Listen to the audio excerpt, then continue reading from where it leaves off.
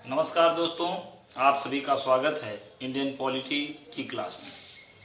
देखिए, हम लोग introduction of the constitution, part, schedule, source, उसके बाद फंडामेंटल राइट, उसके बाद डीपीएसपी तक देख लिए थे। उम्मीद करता हूं कि इतनी चीज़ें आप लोग समझ गए होंगे। अब हम लोग आगे पढ़ेंगे मौलिक कर्तव्य। तो जैसा कि मौलिक कर्तव्य के बारे में आप लोग जानते हैं कि किसी बहुत पेपर में आपके पूछा नहीं जाता, इसलिए हम लोग ओवरव्यू लेके फिर आगे बढ़ जाएंगे। देखिए, मौलिक कर्तव्य की अगर हम लोग बात करें तो भारतीय संविधान के भाग 4 के ए में या क में इसकी चर्चा की गई है। मौलिक कर्तव्य पहले भारतीय संविधान में नहीं थे। 42वें संविधान संशोधन 1976 के द्वारा मौलिक कर्तव्यों को भारतीय संविधान में रखा गया। जब मौलिक कर्तव्यों को भारतीय संविधान में रखा जाता है तब उस समय उसकी संख्या होती है 10, लेकिन अभी मौलिक कर्तव्यों की संख्या है 11, क्योंकि 11वां मौलिक कर्तव्य जो आपका 6 से 14 वर्ष तक की बच्चों की प्रारंभिक शिक्षा का जो अधिकार है, ये जो 11वां मौलिक कर्तव्य है, ये 86वें संविधान संशोधन 2002 के तहत जोड़ दिया गया। तो ये बात और इम्पोर्टेंट है कि अभी आपसे पूछा जाए कि अभी कितने मौलिक कर्तव्य हैं, तो आंसर देंगे 11। पहले कितने मौलिक कर्तव्य जोड़े गए थे, तो आंसर है 10। ये सब बातें क्लियर होनी चाहिए। और मौलिक कर्तव्य किस संविधान संशोधन से जुड़े गए, तो आंसर है आपका 42वें संविधान संशोधन 1976। अगली बात कि मौलिक कर्तव्य जिस कमेटी के रिकमेंडेशन पर, जिस समिति की सिफारिश पर जोड़े गए, उसका नाम था आपका सरदार स्वर्ण सिंह समिति। तो इतनी बातें आपको याद रखनी है। सरदार स्वर्ण सिंह समिति, 42वें संविधान संशोधन 1976 के बारे में याद रखना है। और प्रारंभ में मौलिक कर्तव्यों की संख्या 10 थी, अभी 11 है। आपको अगर जानना भी चाहिए तो आप गूगल करके 11 के 11 मौलिक कर्तव्य आप देख सकते हैं। उम्मीद करता हूं कि आपको 11 मौलिक कर्तव्य पता होंगे, क्योंकि आप लोग अगर बचपन में पढ़े होंगे तो किताबों के पीछे एकदम बैक साइड में आपको दिखा होगा 11 के 11। उस समय जब आप पढ़े होंगे तो आपको 10 ही दिखे होंगे। तो 11 मौलिक कर्तव्य अगर आपको नहीं पता है तो अभी गूगल करिए, सर्च करिए और तुरंत के तुरंत 11 मौलिक कर्तव्यों को यहाँ पर देख लीजिए। ठीक है। एक बात और आखिर में कि मौलिक कर्तव्य जो है वो आर्टिकल 51 के ए में रखा गया है, क्योंकि अमेंडमेंट के बाद इसको रखा गया। तो आर्टिकल 51 का ए है, पार्ट है 4 का ए। ठीक है। चलिए, अब हम लोग आगे बात करेंगे प्रेसिडेंट की। तो आज का जो हमारा टॉपिक है वो है भारत का राष्ट्रपति। लेखपाल सुपर बैच में राष्ट्रपति या प्रेसिडेंट से जो भी संबंधित क्वेश्चन पूछे जा सकते हैं, हम चर्चा केवल उन्हीं पे करेंगे, बाकी बकवास चीजों को हम लोग देखने वाले नहीं है। सबसे पहले अगर बात करें तो आर्टिकल 52 में, अनुच्छेद 52 में राष्ट्रपति के पद का उल्लेख है। तो अनुच्छेद 52 में राष्ट्रपति के पद का विवरण दिया गया है। तो आर्टिकल 52 में राष्ट्रपति पद के बारे में बताया गया है। भारत का राष्ट्रपति जो होता है वो राष्ट्र का प्रमुख होता है। आप जानते हैं देश का प्रथम नागरिक होता है, देश की सभी सेनाओं का मुखिया होता है, और भारत का जो प्रधान तो है ही, साथ में जो केंद्रीय शक्ति है उसका सबसे प्रमुख व्यक्ति होता है। अब यहां से दो टर्म आपको निकल के आते हैं कि सर फिर प्रधानमंत्री क्या है। तो याद रखिएगा कि संवैधानिक मुखिया जो है सारी शक्तियों का वो राष्ट्रपति होता है, लेकिन जो वास्तविक मुखिया होता है वो प्रधानमंत्री होता है। तो दो बातें यहां से आपको याद रखनी है। तो अनुच्छेद 52 में राष्ट्रपति के पद का उल्लेख किया गया है। फिर आगे हम लोग देखेंगे अनुच्छेद 54। तो अनुच्छेद 54 में राष्ट्रपति के चुनाव के बारे में बताया गया है। तो राष्ट्रपति का चुनाव, इलेक्शन ऑफ प्रेसिडेंट, राष्ट्रपति का चुनाव जो है वो आर्टिकल 54 में बताया गया है। ये क्वेश्चन हाल ही में आया है, उम्मीद करता हूं आप लोग जानते होंगे। अब राष्ट्रपति के चुनाव में एक चीज और याद रखिएगा, कौन कौन भाग लेते हैं। तो याद रखिएगा लोकसभा, राज्यसभा और विधानसभा। तो लोकसभा, राज्यसभा, विधानसभा के जितने भी निर्वाचित सदस्य होते हैं, इलेक्टेड मेंबर जितने भी होते हैं, केवल वही राष्ट्रपति के चुनाव में भाग लेते हैं। तो ये भी इंपॉर्टेंट क्वेश्चन है कि राष्ट्रपति के चुनाव में कौन लोग भाग लेते हैं। तो याद रखिएगा लोकसभा, राज्यसभा और विधानसभा के जितने भी निर्वाचित सदस्य हैं वही राष्ट्रपति के चुनाव में भाग लेते हैं। ठीक है। चलिए आगे अगर हम लोग बात करें तो आर्टिकल 60 की बात करें तो ये राष्ट्रपति के शपथ की बात करता है। तो राष्ट्रपति के शपथ का कौन सा आर्टिकल है बंधु, तो आर्टिकल है आपका 60। तो अनुच्छेद 60 में राष्ट्रपति की शपथ के बारे में बताया गया है, और राष्ट्रपति को जो शपथ दिलाते हैं वो चीफ जस्टिस ऑफ इंडिया, मतलब सर्वोच्च न्यायालय के जो मुख्य न्यायाधीश हैं वो राष्ट्रपति को शपथ दिलाते हैं। अगर सर्वोच्च न्यायालय के मुख्य न्यायाधीश उपस्थित नहीं है तो उनमें से जो सर्वोच्च न्यायालय के जितने बचे हुए जजेज हैं उनमें से जो सबसे वरिष्ठ सदस्य होता है वो जाके शपथ दिलाता है। अगर वो भी नहीं है तो फिर जो उपराष्ट्रपति होते हैं वो शपथ दिलाते हैं। ठीक है, अब अगला देखिए आर्टिकल 61। आपको लग रहा होगा सर बीच के आर्टिकल क्यों नहीं बता रहे हैं, तो याद रखिएगा ये सब क्लास में हम लोग अच्छे से देख लेते हैं। यहाँ हम लोग को वो चीज देखनी है जो हमारे काम की है। अब यहाँ पहाड़ नहीं देखना है, पूरा चार्ट लेके बैठे हैं 51, 52, 53, 54 सब नहीं याद रखना है। आपको जितना काम का आर्टिकल केवल वही याद रखिए, इतना आर्टिकल जितना हम बताएंगे वो बिल्कुल रट्टा मारना है आपको। तो आर्टिकल यहाँ से 52 याद रखिएगा, 54 याद रखिएगा, 60 और इधर 61। ठीक है, आगे हम लोग बाद में बात करेंगे। तो आर्टिकल 61 जो है ये राष्ट्रपति पर महाभियोग की बात करता है।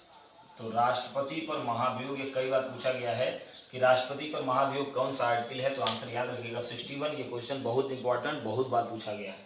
तो अब राष्ट्रपति के महाभियोग के बारे में आर्टिकल 61 में बताया गया है।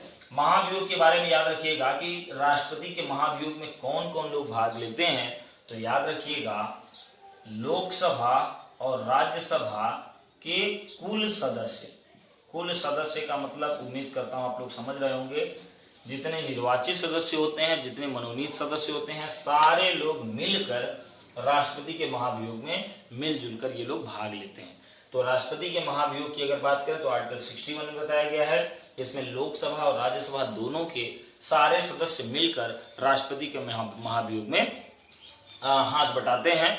और याद रखिए महाभियोग से संबंधित दो बातें याद रखिएगा कि राष्ट्रपति का महाभियोग केवल संविधान के उल्लंघन के आधार पर किया जा सकता है बस। मतलब अगर वायलेशन ऑफ द कॉन्स्टिट्यूशन होता है भारत के राष्ट्रपति के द्वारा, केवल उसी आधार पर राष्ट्रपति पर महाभियोग लगाया जा सकता है। और राष्ट्रपति पर महाभियोग लगाने के लिए 14 दिन पहले राष्ट्रपति को सूचित करना अनिवार्य होता है, कंपल्सरी होता है।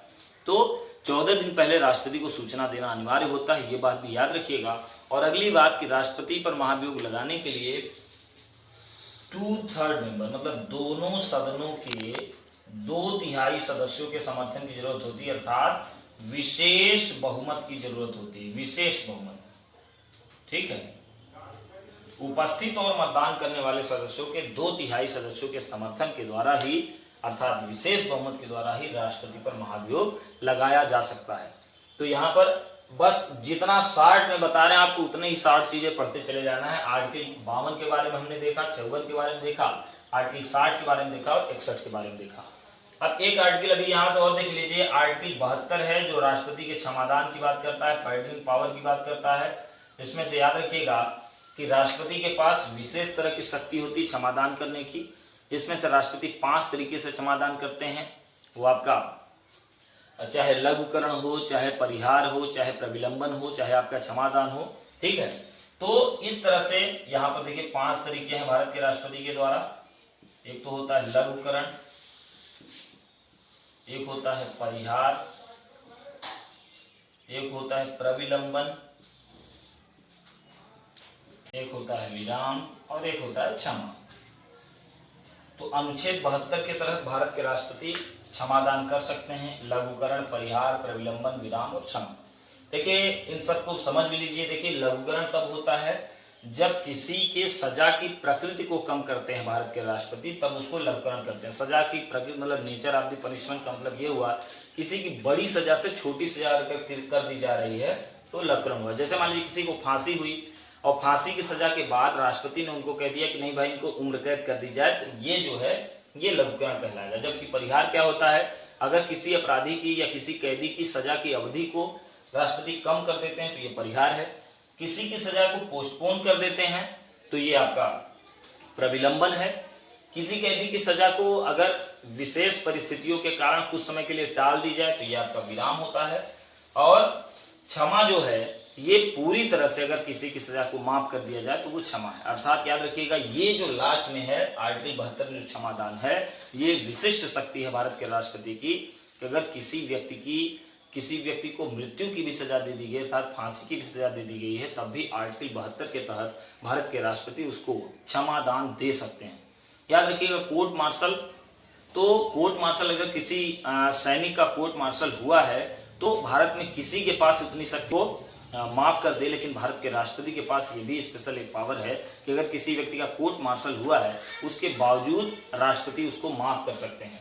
तो इतनी बातें हम लोग राष्ट्रपति के बारे में देखें। अब हम लोग आगे देखेंगे भारत के राष्ट्रपति से क्या क्या संबंधित है, क्या क्या नहीं। तो एक आर्टिकल है 112, जिसमें बजट की बात कही गई है। तो भारत के राष्ट्रपति की ही अनुमति से बजट प्रस्तुत किया जाता है। जो वित्त मंत्री होते हैं वो बजट पेश करते हैं। तो बजट का उल्लेख जो है आर्टिकल 112 में आपको देखने को मिलता है। याद रखिएगा, भारतीय संविधान में बजट शब्द कहीं नहीं लिखा है। बजट शब्द की जगह लिखा है वार्षिक वित्तीय विवरण। तो ये टर्म भी आपको थोड़ा सा इंपॉर्टेंट है, जो आपको याद रखना है कि आर्टिकल 112 में बजट टर्म नहीं बल्कि बजट की जगह वार्षिक वित्तीय विवरण शब्द इस्तेमाल हुआ है। ठीक है।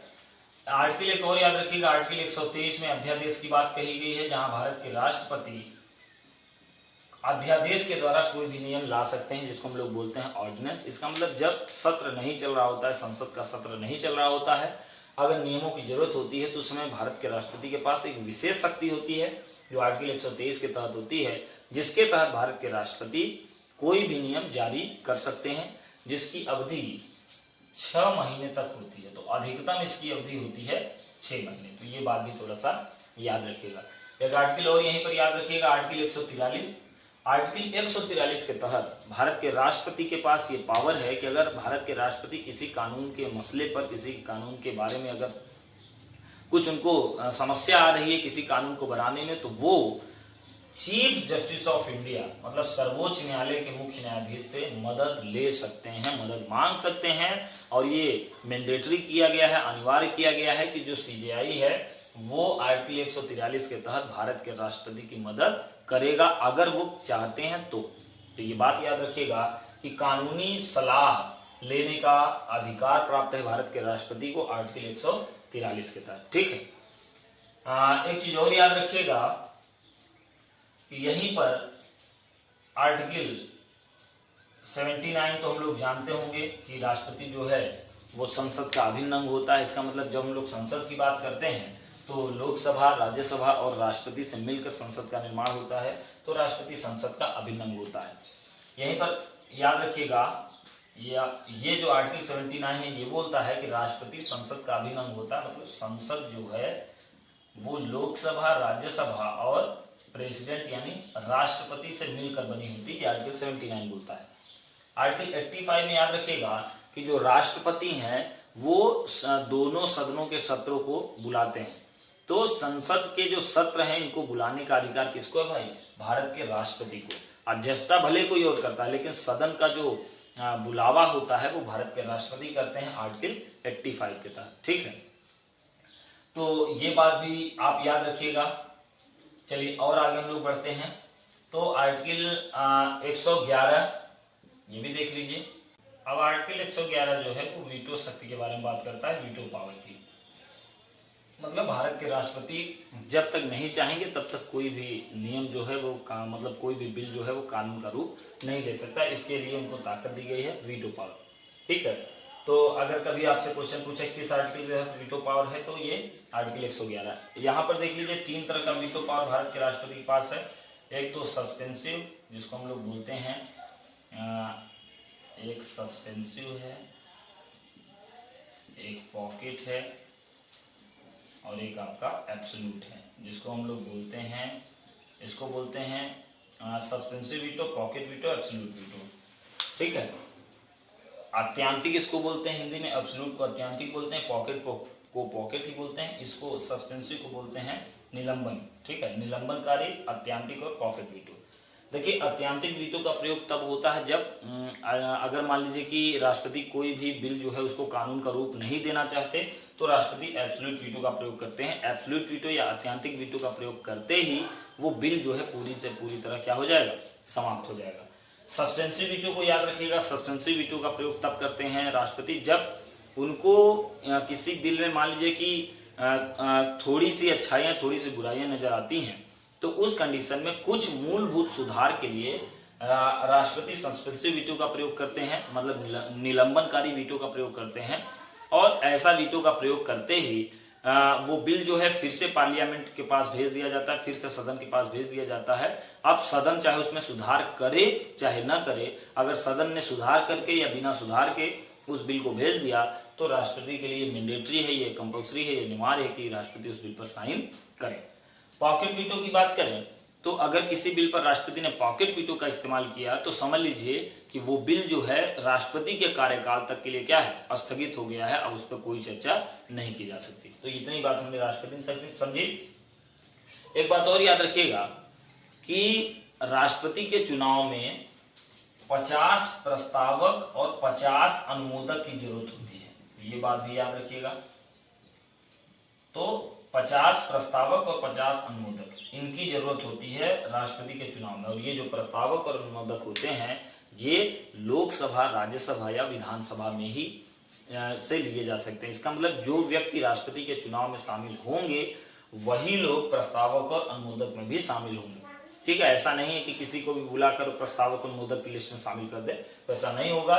तो राष्ट्रपति के चुनाव में 50 प्रस्तावक और 50 अनुमोदक की भी जरूरत होती है। ठीक है, ये बात भी याद रखिएगा। एक चीज और याद रखिएगा कि पहले केंद्र शासित प्रदेश जो दिल्ली और पांडिचेरी की विधानसभाएं हैं ये शामिल नहीं थी राष्ट्रपति के चुनाव में, लेकिन 70वां संविधान संशोधन 1992 के द्वारा 70वां संविधान संशोधन 1992 के द्वारा राष्ट्रपति के चुनाव में दिल्ली और पुडुचेरी की विधानसभाओं को भी शामिल कर लिया गया। ठीक है, इतनी बात हम लोग राष्ट्रपति में देख रहे हैं। तो एक बात और याद रखिएगा, राष्ट्रपति ही घोषित करते हैं आपातकाल, इमरजेंसी। तो आपातकाल के बारे में भी यहाँ जान लीजिए। आपातकाल भारत के राष्ट्रपति घोषित कर सकते हैं। यहाँ पर देखिए तो आपातकाल जो है वो 3 तरीके का होता है। एक तो आर्टिकल 352, दूसरा है आर्टिकल 356 और तीसरा है आर्टिकल 360। इसको बोलते हैं राष्ट्रीय आपातकाल। राष्ट्रीय आपातकाल ये है राष्ट्रपति शासन और ये है वित्तीय आपातकाल। ठीक है, तो ये बात भी याद रखिएगा कि भारत के राष्ट्रपति आपातकाल घोषित कर सकते हैं। और ये जो आपातकाल है 3 टाइप के होते हैं, राष्ट्रीय आपातकाल, राष्ट्रपति शासन और वित्तीय आपातकाल। राष्ट्रीय आपातकाल लगाने के भी 3 आधार हैं। एक तो है युद्ध, अगर हमारे देश पर युद्ध हो जाए तो भारत के राष्ट्रपति आपातकाल लगा सकते हैं, या बाह्य आक्रमण, या हमारे ऊपर किसी दूसरे देश ने हमला कर दिया तब भी राष्ट्रपति आपातकाल की घोषणा कर सकते हैं। और तीसरा जो था वो पहले था आंतरिक अशांति। आंतरिक अशांति इसको संविधान संशोधन के द्वारा हटा दिया गया। 44वें संविधान संशोधन 1978 के द्वारा इसको हटा दिया गया और आंतरिक अशांति को हटाकर क्या कर दिया गया भाई, सशस्त्र विद्रोह कर दिया गया। इसका मतलब कि भारत में राष्ट्रपति शासन लगाने के अभी भी 3 आधार हैं, पहले भी 3 आधार थे, बस पहले वाला तीसरा आधार हटाकर नया वाला तीसरा आधार रख दिया गया है। तो आर्टिकल 352 के तहत राष्ट्रीय आपातकाल लगाने के 3 आधार हैं, एक तो युद्ध है, एक वायु आक्रमण और एक सशस्त्र विद्रोह है। ठीक है, अब आर्टिकल 356 अर्थात राष्ट्रपति शासन का प्रयोग तब होता है जब किसी राज्य की सरकार अस्थिर हो जाती है, तो वहां पर जो राज्यपाल होते हैं, भारत के राष्ट्रपति राज्यपाल को निर्देश देते हैं और अपने हिसाब से तब उस राज्य में अपने नियम कानून के हिसाब से संचालन करते हैं। इसको बोलते हैं राष्ट्रपति शासन। ठीक है, तो ये आर्टिकल 356 के तहत। और वित्तीय आपातकाल का मतलब ये पूरे देश में लागू होगा तब जब भारत के राष्ट्रपति को लगेगा कि हमारे देश की अर्थव्यवस्था जो है वो बहुत गड़बड़ स्थिति में है, जर्जर स्थिति में है, तो उस समय भारत के राष्ट्रपति आर्टिकल 360 के तहत वित्तीय आपातकाल का यूज करके तब तक अपना नियम कानून अर्थव्यवस्था को संचालन करने में लगाएंगे जब तक देश की अर्थव्यवस्था पटरी पर नहीं आ जाती, तब तक उन्हीं के हिसाब से जो भी कानून उनके बनेंगे उन्हीं के हिसाब से देश को चलाया जा सकेगा। तो इतनी बात हम लोगों ने राष्ट्रपति के बारे में समझा। इतनी बातें आपको राष्ट्रपति के बारे में समझनी है, याद रखनी है। और इतनी चीजें अगर आपने राष्ट्रपति के बारे में समझा है तो समझिए कि राष्ट्रपति से अब कोई भी क्वेश्चन आपसे छूटने वाला नहीं। ठीक है, तो आज हमने राष्ट्रपति को देखा। उम्मीद करता हूं कि आपको राष्ट्रपति की बातें समझ में आई होंगी। आगे हम लोग जब भी बात करेंगे, देखिए राष्ट्रपति का रोल बहुत लंबा है, तो आगे के लेक्चर्स में भी राष्ट्रपति के कुछ न कुछ आर्टिकल आपको देखने को मिलेंगे। ठीक है, तो पढ़ते रहिए, मुस्कुराते रहिए और आपसे फिर मुलाकात हुई अगले लेक्चर में। तब तक के लिए नमस्कार।